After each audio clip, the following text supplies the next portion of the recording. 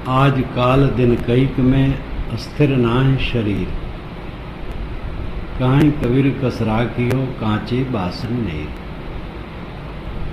आज कल या कईक दिनों में, कई एक दिनों में, कुछ दिनों में शरीर जाएगा, क्योंकि अस्थिर नाहि शरीर, शरीर स्थिर नहीं। काहीं कबीर कसरा कियो कांचे बासन नेर। मिट्टी के कच्चे बर्तन में पानी को कैसे स्थिर रख सकोगे। साहब अधिकतम बातों में उदाहरण पेश करते हैं। हम लोग कविता बनाते हैं, संस्कृत निष्ठ शब्दों का प्रयोग भले कर दें, लेकिन जैसा साहब का काव्य है वैसा नहीं बन पाता। पदे पदे जैसे उनको उदाहरण आता है, हम लोगों को नहीं आता। ये उनकी उच्च काव्य दृष्टि थी और ये बनाए से नहीं बनती, स्वाभाविक होती है। सब सरल सरल शब्द है। केरा तबही न चेतिया जब ढिग लागी बहे, अब के चेते क्या भया कांटन लीनो घेर। ये बेल केला को घेर ली। संकुशन की बात, सरल सरल शब्द है, लेकिन प्रयोग इतना सुंदर है। हम लोग कठिन शब्दों का प्रयोग कर सकते हैं, साहित्यिक शब्दों को जोड़ सकते हैं, लेकिन साहब जैसी प्रांजलता लाना उदाहरण के सहित सटीक बड़ा मुश्किल है। उच्च काव्य दृष्टि उनमें थी, भावना तो थी ही, और सत्य सबसे श्रेष्ठ था। भावना और सत्य में अंतर होता है। सत्य है मानो मानो, लेकिन भावना हम बड़े हैं तुम छोटे हो, और मान रखे हैं सभी वर्गों में, और इतनी गहराई से गढ़ा है कि जात सुनते ही फर्क पड़ जाता है। एक विद्वान ने लिखा है, वो यात्रा में था, उसकी पत्नी भी थी, अच्छा विद्वान योग्य। दूसरे भी विद्वान थे, उनकी पत्नी भी थी। दोनों महिलाएं आपस में खूब बात कर रही थी। इतने में अचानक ने एक से दूसरे से पूछ लिया, अच्छा बहन तुम्हारी जात क्या है? तो उसने तो सीधे कह दिया, हम तो मेहतर हैं। तो उसने लिखा है पुरुष ने कि पूरी यात्रा फिर मौन, तब से उन्होंने बात ही नहीं की। अगले आदमी को जान लिया मेहतर है, अब बात करने लायक नहीं रह गया। ये भावना है। सबके पेट में टट्टी है, और सबका शरीर टट्टी बनाने का कारखाना है, और फिर भी अहंकार, दूसरा मेहतर है, हम कुछ और हैं। सब टट्टी बनाने का कारखाना चला रहे हैं।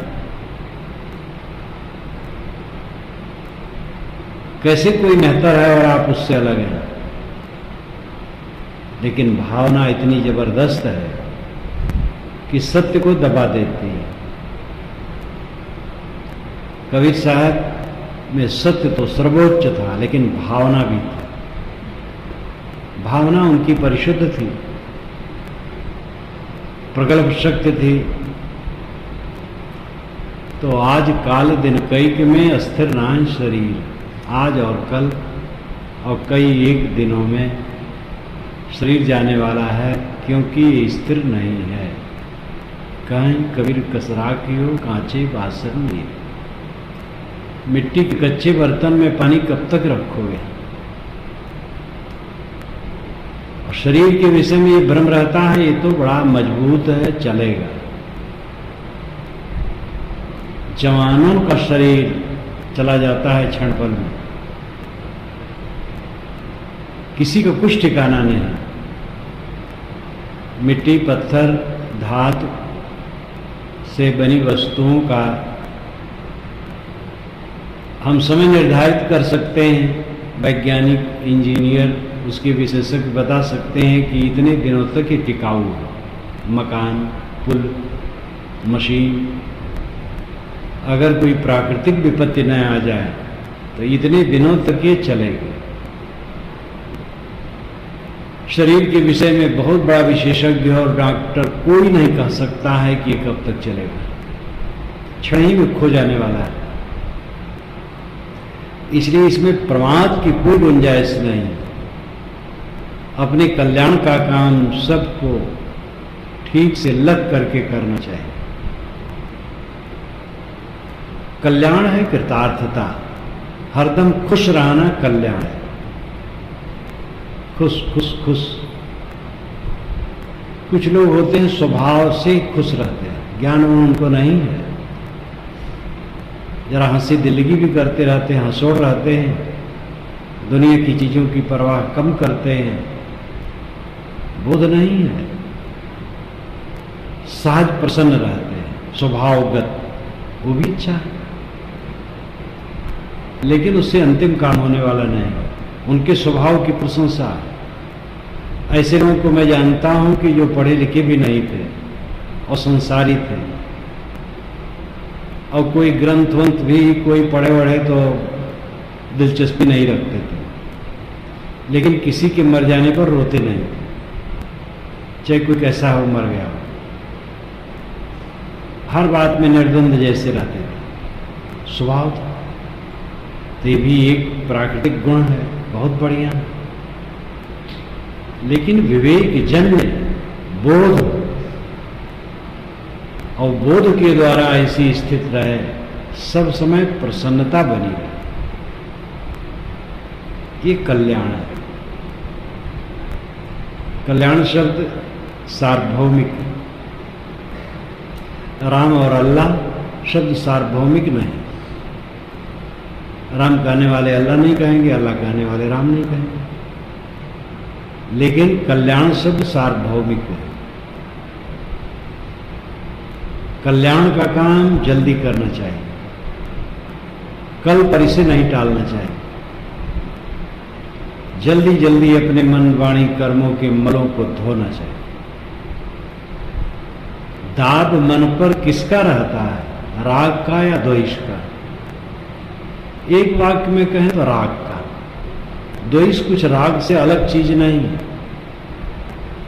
अगर राग है तो द्वेष निर्मित हो जाता है, राग नहीं है तो द्वेष निर्मित नहीं होगा। राग द्वेष रहित शुद्ध प्रेम, शुद्ध भाव सबके लिए रखना। राग का दबाव आत्मा पर पड़ता है, मोह का दबाव आत्मा पर पड़ता है। आत्मा को, मन को, क्योंकि साधना के क्षेत्र में मन ही को माजना, आत्मा तो शुद्ध बुद्ध है, आत्मा तो दृष्टा मात्र है। मन की उलझन उद्वेग लाती है और साक्षी द्वंद्वग्रस्त होता है। मन ठीक कर लेना है बस।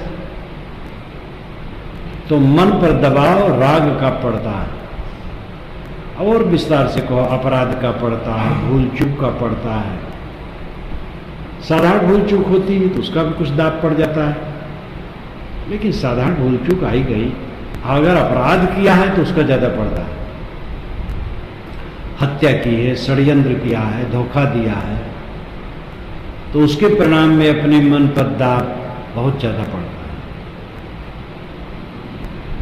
लेकिन साधक को यह सोचना चाहिए कि जो बीता क्षण है वो हमारे हाथ में नहीं,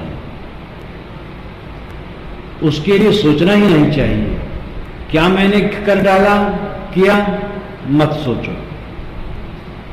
बस आज ठीक हो जाओ। कल मरा हुआ है, जो बीता कल है मरा हुआ है, बीता क्षण मरा हुआ है, सब क्षण क्षण मरता है, उसकी परवाह ही मत करो। ऐसा समझो कि हंसों का समाज मिला, ये संतों का समाज, हंसों का समाज। ये देखो इतने साधु ब्रह्मचारी बैठे, ये चुन चुन के आए। ये नहीं कि मैंने चुनाव किया, वो खुद चुन चुन के आए। यहां तो जो आता है बल्कि उसको घर भेजा जाता है। अभी आज ही एक लड़के को भेजा है, जा नहीं रहा था, लेकिन मैंने कहा जाना पड़ेगा तुम्हें। वो स्वयं चुन चुन के आते हैं, सहज नहीं है। घर कामों, माँ बाप कामों, संसार कामों छोड़ के आना सहज नहीं। और इसमें देखो नवयुवक सब तो इतना त्याग करके आए हैं और साधना में लगे।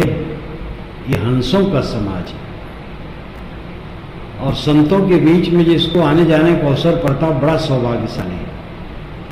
कहाँ मिलता है, बड़ा दुर्लभ है। हंसों का हमें समाज मिला हुआ है। जल्दी जल्दी ज्ञान प्राप्त करके अपना काम करना चाहिए, अपने मन के बंधन को तोड़ना चाहिए। तोड़ना खुद पड़ेगा, कोई तोड़ नहीं देगा। प्रार्थनाएं बहुत की जाती हैं, प्रार्थनाएं सिखाई गई हैं, प्रार्थनाएं कोमलता लाती हैं। थोड़ी प्रार्थना गलत नहीं, लेकिन प्रार्थना पर लोग डट पड़ते हैं। अब प्रार्थना करते करते जीभ घिस जाएगी, क्या होगा? करना पड़ेगा, करना चाहिए। कमर कस के खड़े हो, सोच लो इस क्षण तक जो कुछ बीता है सब मर चुका। अच्छा हुआ बुरा हुआ कुछ उससे मतलब नहीं, मुझसे उससे कोई मतलब नहीं। वर्तमान में मैं शुद्ध बुद्ध निर्मल, और वर्तमान सदैव निर्मल रखूंगा। अब गलत कुछ भी नहीं, बस मन चंगा रखो। पीछे का पश्चाताप करो ही मत। बीत गया सो मर गया, सोचो मत क्या हो गया। वर्तमान में ठीक रहो, और जो वर्तमान में ठीक रहता है बीता हुआ ठीक हो जाता है और आगे ठीक हो जाता है। वर्तमान में जिसका मन ठीक है तो बीते हुए जो गलत कर्म हो करके संस्कार बन गए वो संस्कार क्षीण हो जाए। और आगे वर्तमान ठीक रहने से आगे आगे का दिन वर्तमान होता जाएगा। सारा जीवन का भविष्य वर्तमान में आके गुजर जाएगा। वर्तमान में ठीक रहे तो आगे सब ठीक। एक आदमी 50 वर्ष से गांजा पीता रहा, आज उसने छोड़ दिया।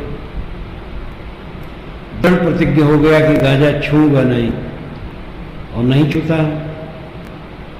धीरे धीरे गांजा की आसक्ति समाप्त हो जाएगी, उसकी आसक्ति बिल्कुल चित्त से निकल जाएगी, और वर्तमान में वो गांजा के दुर्व्यसन से रहित रहेगा। वर्तमान में रहित रहे, बस पूरा भविष्य वर्तमान होता चला जाएगा, और वर्तमान ठीक रखे, बस ठीक। अब पीछे की जो आसक्ति बनी थी वो खींच नहीं रही। 50 वर्ष से जो गांजा पीता रहा उससे उत्पन्न संस्कार क्षीण हो गए, वो विवश नहीं कर पा रहे, तो भूत सुधर गए। और वर्तमान सुधरा है इसलिए भूत सुधर गया और भविष्य भी सुधरा है। इसलिए कल्याण आपके हाथ में। क्या आपने कर डाला चिंता ही मत करो, जो कुछ हो गया। कोई सबसे बड़ा दुष्कर्म कर डाला हो, जिसको हत्या चोरी व्यभिचार कहते हैं, इसमें हत्या प्रमुख है, फिर व्यभिचार चोरी है। ऐसा भी कुछ हो गया हो गया और लौट तो सकता नहीं। उसके लिए ग्लान बहुत करने की जरूरत नहीं। बस आज से छोटा भी दोष नहीं करना है और बड़े दोष करने की कोई बात ही नहीं। आज से बिल्कुल ठीक रहना है। ग्लान में अपने चित्त को बहुत कष्टित मत करो। थोड़ी ग्लान ठीक होती है प्रतिज्ञा के लिए कि अब गलती नहीं करूंगा। नहीं तो कितने लोग तो ग्लान में जीवन बर्बाद कर देते हैं, फिर पुरुषार्थ की शक्ति ही नष्ट हो जाती है, मन में कुंठा की भावना उत्पन्न हो जाती है। क्या दीवार गलती करेगी, खंबे गलती करेंगे? गलती इंसान से होती है, आप इंसान हैं, लेकिन आप सही कर सकते हैं। तौलों तारा जन्म गए जोनो उगे न सूर, तौलों जीव कर्म बस डोले जोलो ज्ञान न पूर। साहब कहते हैं तब तक तारे टिमटिमाते हैं जब तक सूरज उदय नहीं होता, तब तक जीव कर्मों के बस डोलता है जब तक ज्ञान पूरा नहीं होता। देखो यहां भी साहब का उदाहरण है, पदे पदे तो उदाहरण है, इतना बढ़िया उदाहरण है। तौलों तारा जगमगे, जौलों उबे न सूर, तौलों जीव कर्म बस डोले, जौलों ज्ञान न पूर। कर्म बस डोलना क्या है? चित्त का चंचल रहा। पूरा ज्ञान उदय हो गया, चित्त की चंचलता मिट जाती। पूरा ज्ञान उदय होने का मतलब मोह मिट जाता। ये नहीं बहुत जान गया, प्रवक्ता हो गया तो पूरा ज्ञान उदय हो गया।